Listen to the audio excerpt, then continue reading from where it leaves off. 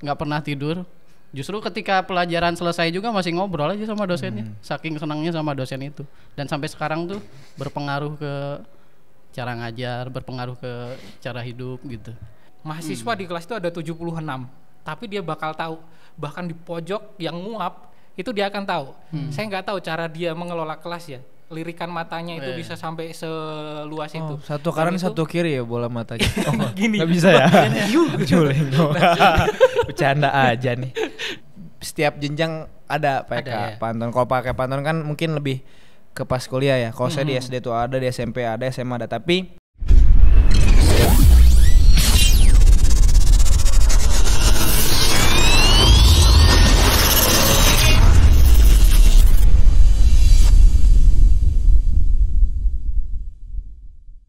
Oke, selamat datang di Primary Report episode keberapa ini ya? Episode ketiga. Hari ini kita akan ngobrol-ngobrol bareng dua teman kita, sama-sama guru SD Talenta tentunya. Kita akan membahas beberapa hal. Apa sih hal lain dari seorang guru selain cuman ngajar, kemudian ngoreksi, ngerjain berbagai administrasi? Sisi lain dari seorang guru itu apa? Kira-kira mereka punya enggak sih ingatan terhadap guru-guru mereka pada zaman dulu? Siapakah guru yang menjadi idola mereka? Pasti punya. Nah, sudah ada bersama dengan saya Mr. Anton dan Mr. Fadel. halo.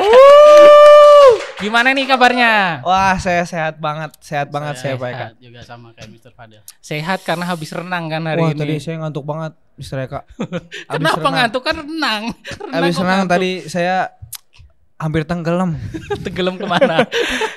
Padahal saya pelatih renang tapi saya hampir tenggelam. Kasihan Pak Mr. Fadel. Kenapa? Renang, Heeh. kehujanan tambah basah. Udah mah renang di air basah, kena basah lagi. Bener Pak Eka. Nah ini Pak Fadel, Mr. Fadel, Mr. Anton. Ya. Pernah kecil kan ya? Masa lahir langsung gede. Kecil saya dulu segini. Siapa tahu kan begitu lahir langsung jadi guru gitu kan. Enggak pernah. Nah pernah pasti kecil kita dulu. punya pengalaman kan tentang guru. Ada nggak sih pengalaman-pengalaman yang menginspirasi dari guru-guru kita zaman dulu? Mas siapa dulu ini bebas Pantun ini. dulu deh, yang lebih junior dari saya. Saya dulu. Harus masa kecil ya? Boleh dari Bebas masa ya? kita pendidikan Selama itu sekolah ya? pasti ada kan guru tertentu. Guru yang paling diingat itu justru ketika saya masih kuliah. Dosen berarti Dosen. Nah, waktu itu ceritanya saya datang pagi-pagi banget ya. Datang pagi-pagi banget, terus ngelihat di kelas tuh nggak ada siapa-siapa. Cuma ada satu orang, gondrong, badannya besar, lagi ngutang-ngatik kabel sama komputer. Jujur saya waktu itu nggak tahu itu tuh dosen ya. Saya kira tuh OB. ya bukan apa juga sih. Kira pengurus inilah gitu komputer atau gimana gitu. Masa OB. Ternyata dosen filsafat, Pak. Dosen filsafat, dan cara ngajarnya tuh beda banget gitu. Cara ngasih tugasnya, cara nyampein materinya tuh benar-benar bikin mikir banget gitu. Teman saya yang biasa tidur di kelas juga, yang biasa telat, selalu datang tepat waktu demi ketemu dosen itu. Terus nggak pernah tidur. Justru ketika pelajaran selesai juga masih ngobrol aja sama dosennya, saking senangnya sama dosen itu. Dan sampai sekarang tuh berpengaruh ke cara ngajar, berpengaruh ke cara hidup gitu. Karena keinget gitu. Berarti dari sosoknya yang sebetulnya kayaknya serem itu tapi ngajarnya ya. Berarti kalau saya juga hampir sama dengan Pak Anton. Saya dapat inspirasi yang paling diingat justru juga di kuliah. Sekarang yang jadi Monsinyur di Semarang itu, Monsinyur Rubiat Moko itu yang sedikit banyak itu mempengaruhi cara saya mengajar. Bagaimana memberikan materi ke anak-anak, kemudian bagaimana kemudian mengelola kelas. Monsinyur Rubi itu sangat detail. Mahasiswa di kelas itu ada 76, tapi dia bakal tahu, bahkan di pojok yang nguap itu dia akan tahu. Saya nggak tahu cara dia mengelola kelas ya. Lirikan matanya itu bisa sampai seluas itu. Satu kanan satu kiri ya bola matanya. Gini. Nggak bisa ya? Juling. Bercanda aja nih. Nah itu. Nah kalau Mr. Fadel gimana? Kalau saya kesan guru itu setiap jenjang ada PK ya? pantun. Kalau pakai pantun kan mungkin lebih ke pas kuliah ya. Kalau saya di SD tuh ada, di SMP ada, SMA ada. Tapi kalau yang kaitannya dengan kesan yang sampai sekarang, makanya bisa saya jadi guru itu, satu yang paling berkesan itu pas zaman SMA. Pas zaman SMA itu ada guru saya. Guru yang paling saya ingat itu ada satu guru, dan sekarang masih sehat, masih ya, semoga panjang umur, Pak Aris. Halo Pak Aris, nanti Pak Aris nonton ini ya. Kenal Pak Aris? Enggak ya? Soalnya kan guru saya. Ada sih Pak Aris tetangga namanya Pak Aris. Guru. Bukan. Tetangga ya? Aris kakak saya. Kakaknya guru. Jangan-jangan saya Aris. Jangan-jangan kakaknya Pak Anton ya. Tapi bukan guru kakaknya. Guru. Oh ya, itu Pak Aris itu yang menginspirasi banyak tentang saya, dan yang yang bikin saya sampai ini tumbuh kembang saya sampai saat ini termasuk berkat beliau itu. Kenapa? Karena ini Pak Eka, Pak Anton Pak Aris itu yang melihat potensi saya dulu di olahraga itu, Pak Aris, dan yang ngasih saran saya buat kuliah jurusan olahraga. Nanti mungkin kita bisa bahas lah ke depan itu. Berarti ini siap untuk ngobrol lagi nih. Siap. Iya, saya udah lihat pertanyaan. Saya udah nyiapin itu tadi. Nah, kalau saya justru ketika SD, SMP itu susah mendapatkan, bukan susah ya, nggak punya ingatan tentang guru, karena hidupnya berpindah-pindah. Kalau Pak Anton, Pak Fadel mungkin kan stay di satu tempat kan. Kan saya dulu SD aja di 3 sekolah yang berbeda. Yang dulu di Timur kan, sekarang Timur Leste. Nggak ingat sama sekali guru saya di sana siapa. Sampai sekarang itu cuma zaman satu. SD. Mukanya sampai sekarang udah lupa. Nggak ada yang ingat. Tahun berapa Pak Eka itu di sana berarti? Terakhir di sana berarti 98, sebelum itu referendum. sebelum referendum. Nah, saya ingat cuma satu, suster yang pernah mukul saya pakai rotan. Namanya Suster Hilda. Di tahun itu 98. Nggak tahu masih atau enggak. Karena setelah referendum masih apa? Masih hidup atau enggak gitu ya. Karena kan setelah referendum kita enggak. Benar. Ingatnya itu, selebihnya saya enggak ingat. Kalau Pak Anton mungkin SD juga masih ingat kan? Guru-guru yang pernah ngajar. Suasananya masih ingat, yang ngajar-ngajar, namanya juga masih ingat. Saya juga sih SD. Kalau untuk yang paling berkesan gitu ya, sih, betul. Waktu kuliah sih. Nah, itu bersyukur saya nggak punya ingatan sama sekali karena terlalu sering berpindah-pindah.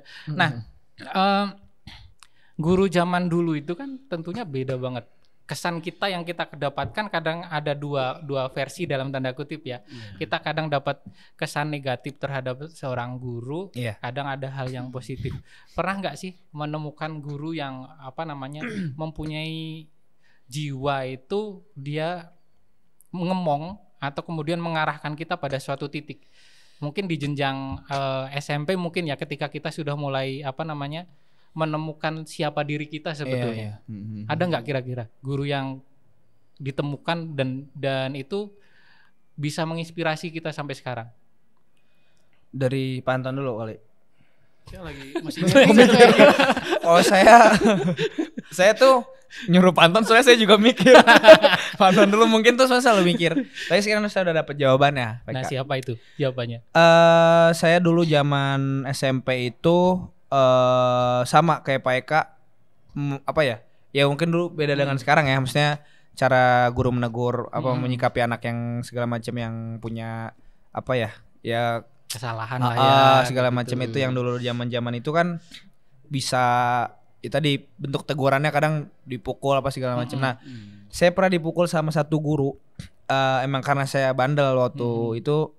Kita lagi doa pagi gitu, kita malah bercanda gitu lah, diingetin, terus ada teguran kayak gitu. Terus tapi yang saya ingat sampai sekarang, ternyata memang gak boleh gitu. Nah, makanya saya sekarang kalau ngelihat anak yang lagi berdoa atau terus dia bercanda, dulu saya kayak dia tuh gitu. Sekarang saya kesel. Pantas guru saya dulu kesel gitu. Paling saya kalau misalnya inget dulu. Jadi kembali ke diri sendiri ya. Mengingat dulu itu. Betul. Iya juga ya. Berarti dulu dia kesel sama saya, sekarang saya ngerasain nih kekesalan itu. Saya ngerasain. Kalau Pak Anton gimana? Udah ingat sekarang. Saya ingat dulu waktu SMP kelas 3 berarti. Waktu itu ujian seni musik, disuruh jadi dirijen, nggak bisa. Karena nggak pernah diajarin sih sebenarnya, nggak pernah masuk, tahu-tahu udah ujian aja gitu ya. Dilempar pakai itu kayu itu loh, dilempar pakai kayu. Yang untuk ngajar itu. Iya, untuk ngajar musik itu dilempar pakai. Kaget saya, untung nggak kena gitu. Teman-teman saya ada yang kena lah, ada yang wah dulu kan Masih pendidikannya inilah masih ya. ini banget gitu Iya. ya, keras gitu ya. Pak Anton tuh di SD militer bukan sih? Bukan. Oh, yang Nggak, angkasa SD itu SD militer itu maksudnya gimana? Enggak kan biasanya ada yang di SD di lingkungan militer Oh iya kayak iya gitu. iya, Enggak, sekolah enggak, angkasa enggak, gitu ya, Kartika gitu Iya, ya. iya, kayak Oh. gitu kayak gitu. Bukan. Tapi yang sampai sekarang mempengaruhi ngajar ya yang dosen tadi Yang itu dosen gitu. tadi. Soalnya dosen itu tuh ketika ngajar tuh lucu gitu, kayak stand up comedy. Oh, Kayak stand up rame. comedy rame banget gitu. Tapi yang jadi pertanyaan saya, pintar ngarahinnya tuh Pak. Jadi walaupun lucu gitu ya, kayaknya bercanda gitu, tiba-tiba tuh teman-teman ya seisi kelas tuh jadi kritis semua gitu. Mungkin ya basicnya dia juga filsafat gitu ya. Jadi Iya. mancingnya tuh pintar banget gitu. Ada yang disuruh bawa, waktu itu saya inget kita tuh dikasih tugas terserah bawa apa aja gitu. Ada yang cuma bawa korek gitu, 1 batang korek gitu. Asal bisa jelasinnya aja gitu. Ini Kenapa jelasin bawa ini teh itu? maknanya apa gitu. Ada yang bawa botol, ada yang bawa macam-macam lah waktu itu. Kayak dia membawa simbol dia gitu Ya kayak Ah. semacam Satu. itu, tapi waktu itu bukan simbol diri sih. Ah. Bawa aja apa, dimaknain terus jelasin detail apa gitu maksudnya. Nah, dari situ kan pasti kita kemudian kayak Pak Anton berarti kan dapatnya justru yang berkesan banget di saat kuliah kan. Nah, apa namanya? dalam kehidupan pribadi ya, terlepas kita sekarang guru. Iya. Guru itu bagi Pak Anton sama Pak Fadel itu apa sih? Untuk sekarang sampai membentuk sekarang ini. Apakah guru itu kalau secara teori kan guru itu dia sebagai pengajar sekaligus pendidik. Iya. Tapi kan kalau untuk kita, untuk Pak Fadel, untuk Pak Anton, guru itu apa? Berat banget. Iya. Kalau ini saya yang mikir dulu, Pak. Kalau ini saya yang mikir dulu. Kalau saya sih, kalau aku ya, guru itu harusnya jadi jembatan yang bisa membantu membebaskan manusia lainnya gitu. Nah ini kenapa tadi saya bilang berat gitu ya? Iya, iya. Karena sebelum bisa jadi jembatan yang membebaskan, memerdekakan itu, kita harus merdeka dulu kan? Iya. Kita harus betul, merdeka betul. dulu gitu. Makanya kadang ketika mau ngajar gitu pagi-pagi gitu, pagi-pagi Iya. atau malam tuh, ini apalagi awal-awal jadi guru tuh Pak. Ini jadi guru nih gitu. Jadi guru bisa nggak nih kayak gitu. Nah lama-lama selama justru ketemu pemikiran tadi itu setelah punya pengalaman gitu. Wah guru tuh berarti harus membebaskan pikiran, membebaskan apa emosi, hati gitu. Tapi itu kan tugas berat banget ya Pak. Iya. Makanya kan temanya kan menjadi guru itu berat. Oh gitu. jadi guru itu berat. Oh nanti judulnya itu. Hah? Judulnya itu. Iya, jadi guru itu berat. Clickbaitnya. Oh, padahal tadi sudah baca sih. Cuma nunanya lagi aja. Iya. Jadi guru itu jadi kayak semacam jembatan untuk membebaskan. Iya. Bagi saya sih. Jembatan. Iya. Artinya kan harus kata jembatan itu kan ada kerelaan berkorban ya. Iya. Kurban. Berkorban, bukan korban. Oh, iya. Ngek. Kerelaan berkorban kan. Iya, Jembatan iya. itu kan kadang jadi tempat jadi injakan kan. Betul. Kemudian jembatan bisa jadi pegangan kiri kanan. Kalau jembatan itunya Nggak kuat. nggak kuat, rapuh, orang yang Bahaya. ada di situ yang seharusnya diseberangkan kan Iya jatuh. Jatuh. filosofis banget. Makanya ini saya dari tadi ini mencerna juga maksud Panton apa ya ini? Tadi ditanya saya udah berat, Panton kan bilang berat. Jawabannya juga lebih berat lagi. Nah, sekarang kesini Pak Anton. Ini apa ini? Oke. Tadi kan tentang guru nih. Sebenarnya Pak Eka ini guys, ini kita generasinya beda-beda nih. Iya. Pak Eka tuh sama saya 10 tahun hampir. Kirain masih gitu Pak. 15 gitu. 15. Saya ini sama Pak Eka jauh, sama Pak Anton juga jauh lah, setengahnya Pak Eka, Pak Anton mungkin ya. Iya, kurang lebih lah Iya. ya. Jadi Iya gitu. iyalah. Deketan kita mah. Aku sama Pak Anton gak jauh banget. Makanya aku kan Beda dikit. jauh banget. Jadi dulu Jauh mereka, banget kesannya itu kayak kamu. Guys, kayak kami mereka berdua tuh 70-an mereka tahun SMA 2000-an. kelas 1, aku baru masuk SD kelas 1. Ya kurang lebih gitulah gambarannya. Jadi aku pas ini pertama, kok ini jadi aku. Saya pas jadi guru pertama itu pertama ya. Pas jadi guru emang nggak ada awalnya nggak punya plan atau punya cita-cita sebagai guru sebetulnya. Terus setelah menjadi guru sama kayak Pak Anton, aduh ini jadi guru saya harus ngapain nih? saya harus seperti apa. Nah, akhirnya saya coba sharing-sharing dengan teman-teman sama guru-guru saya yang dulu segala macam. Terus saya itu dapat penjelasan sederhananya gini. Saya nggak tahu nih nanti teman-teman yang nyimpulin aja nih maksudnya gimana. Jadi yang saya dapat itu kalau bisa kamu jadi teman. Jadi guru itu sebagai teman kehidupannya peserta didik gitu. Karena mereka itu hampir separuh hidupnya menghabiskan di dunia pendidikan gitu. Makanya kenapa saya sekarang itu lebih ke jadi apa ya? Mungkin teman-teman teman-teman murid-murid kita nih ke SD, SMP, SMA gitu. Mungkin jadinya merasa saya sebagai teman bukan sebagai guru gitu. Makanya kadang mungkin ada yang malah lepas kontrol gitu ngelihatnya ini jadi kayak teman, makanya mungkin itu yang nanti saya bakal sharing nih, bakal nanya ke Pak Eka dan Pak Anton. Ini saya nih bagus nggak sih seperti ini gitu. Karena kadang terlalu friendly juga ternyata nggak bagus-bagus banget gitu. Nah, karena saya mendefinisikan sebagai teman, makanya saya berusaha masuk banget gitu ke dalam kehidupannya sih mereka gitu. Iya ya. Betul gitu Pak. Jadi guru itu teman peserta didik gitu. Saya nangkepnya gitu. Ini jawabannya udah banyak jembatan jadi teman. Nah, kalau saya secara pribadi guru itu pembawa perubahan sebetulnya. Ya, pembawa perubahan. Tadi kan jembatan tadi kan tujuannya juga mengarah ke situ kan. Iya. Kalau misalnya dia dari seberang yang pojok yang kurang oke, dia dibawa ke seberang yang lebih bagus kan. Iya. Nah, yang jadi masalah untuk membawa perubahan itu nggak gampang. Betul. Kita sebagai guru kadang hadapannya kan juga nggak cuma anak-anak kan. Iya. Kalau zaman dulu, zaman kecil kan bayangin jadi guru tuh enak banget gitu, bisa perintah-perintah. Benar. Kita guru mau bawa buku nih ke ruang guru, pasti yang disuruh siapa? Ketua kelas kan. Iya. Nih tolong bawain guru ibu. Tapi ketika jadi guru nggak sesimpel itu ternyata. Benar. Untuk membawa misi seorang guru itu benturan kerjasamanya itu banyak. Iya. Murid iya, orang tua iya, apalagi kita yang menginduknya di dua tempat kan. Yayasan iya, dinas iya.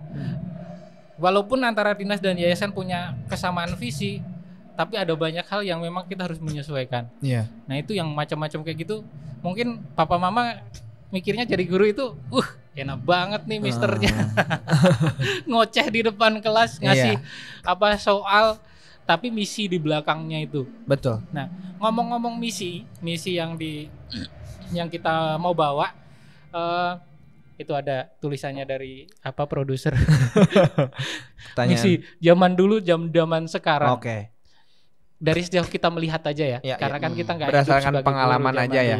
Kalau yang kita lihat, kira-kira misi guru zaman dulu itu ngapain sih untuk kita?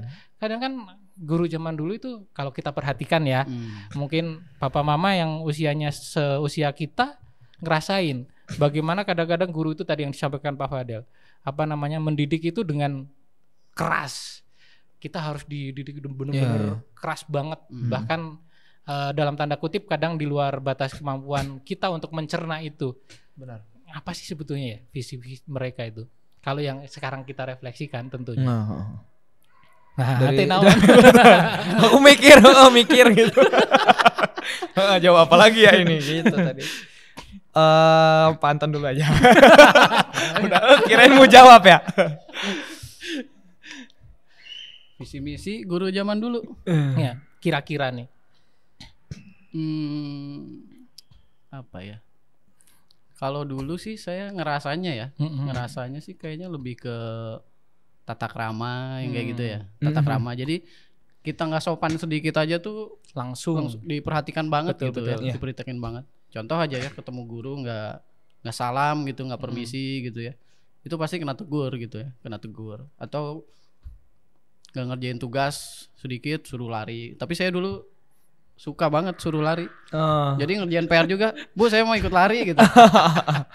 Ikut lari gitu dulu. Padahal udah ngerjain, cuma karena suka aja lari. Visioner olahraga. Terus apa lagi ya kalau visi guru-guru zaman dulu? Kayaknya sih lebih ke sama sih, pasti ada kaitannya ke pendidikan sekarang sih, budi pekerti ya, budi pekerti gitu. Jadi antara pikiran dan perbuatan itu sejalan gitu. Gitu ya. Karena kalau nggak sejalan mungkin guru dulu mikirnya ini masa depannya mau gimana nih gitu. Mau jadi manusia kayak gimana nih kamu gitu kalau nggak budi pekertinya nggak benar gitu. Ya. Mungkin karena juga dulu ada paradigma kan, anak yang baik itu anak yang nurut kan. Iya. Nah, gitu kan. Iya dulu. Kata-kata itu kan dulu selalu ditanamkan kan ke generasi kita. Kalau kamu nggak nurut itu nggak baik gitu. Jadi kita sebagai anak tuh udah terdoktrin untuk benar-benar kita mau nurut. Kalau Pak Fadil gimana melihat? Iya sama, saya juga tentang ini sih menanamkan karakter memang dari dulu juga. Jadi kalau misalnya anak yang susah diatur tuh bener dikerasin banget gitu. Memang berusaha untuk merubah karakter itu tadi. Tadi budi pekerti betul. Sampai sekarang banget. Kayak dulu, kalau dulu itu kita ini ya mau lewat ruang guru tuh takut banget. Atau mau naruh masuk. Itu tuh kayak dulu tuh kayak serem banget itu. Nah kalau sekarang tuh kayaknya santai banget. Malah bercanda di ruang guru tuh. Ya kan biasa banget. Kalau dulu tuh kayaknya mencekam gitu. Ada perubahan paradigma ya. Betul. Kalau sekarang anak lebih santai kayaknya melihat sosok guru tuh nggak seperti dulu. Kalau dulu tuh apalagi kan ada istilah guru killer tuh dulu ya. Kalau misalnya ada guru yang guru paling serem. Iya, yang tadi lempar. Yang model-model kayak gitu guru-guru. Kadang kalau misalnya tahu infonya, saya tuh dulu pernah Pak, ada guru yang menakutkan gitu. Setiap pagi kita sekelas itu ngecek parkiran, ada nggak motornya? Kalau nggak ada langsung rame. Wah nggak masuk gitu. Ternyata dia naik angkot, motornya ada. Jadi saking takutnya gitu sampai ngecek kayak gitu sih. Tapi sama penanaman karakter. Visinya tadi ya ke penanaman betul, karakter. Betul. Cuma memang kalau kita terapkan sekarang itu udah nggak mungkin karena beda situasi dan zaman kita kan beda gitu. Zaman dulu memang mungkin karena guru-guru kita itu yang mengajar kita itu kebanyakannya orang-orang yang masih dekat dengan kemerdekaan kan. Betul, yang terbiasa dengan hal yang keras. Betul. Jadi kita juga ditempanya seperti itu. Iya. Manfaatkan nih, ini udah merdeka nih. Iya. Jadi jangan sampai kejajah lagi. Mau balik lagi. Jadi doktrinnya. Jadi didiknya militer. Jangan sampai dijajah lagi. Semi militer. Iya. Dikencer. Tuh barusan produser katanya udah 20 menit. Aduh, padahal ini masih seru banget ini. Masih seru banget. Karena kalau kita mau lihat tentang guru zaman sekarang, zaman dulu itu memang banyak hal yang bisa kita ulik. Kita dulu ngalaminya sebagai murid, sekarang kita ngalaminya sebagai guru. Jadi beda sudut pandang nih. Sudut pandang kita bisa dikatakan terbelah dua, bisa dikatakan bias juga bisa tentang untuk melihat guru. Yang dulu mungkin kita pandangannya negatif, sekarang jadi makin positif. Jadi positif. Kalau jadi makin negatif itu yang bahaya. Ya kan kita dulu kesel banget kan sama guru. Benar. Apalagi kita nemukan guru-guru yang yang main cul aja yang lebar killer, gitu. Kan kita kesel. Iya. Tapi kalau kita ngelihatnya dari sudut pandang sekarang kita jadi guru, ada benernya juga gitu. Betul. Sementara di saat yang sama dulu kita kesel. Oke, sampai situ dulu. Pembicaraan kita hari ini. Nggak kerasa ternyata ya. Nggak kerasa. Benar. Habis ini masih lanjut lagi. Ada lagi ya. Ada lagi. Dicas dulu baterainya. Oke, Papa Mama sampai ketemu lagi di episode berikutnya. Sampai jumpa di Perikop. Kok Peri? Mimi Peri. Sampai ketemu lagi nanti di episode berikutnya. Primary Report always in heart. Gayanya gimana?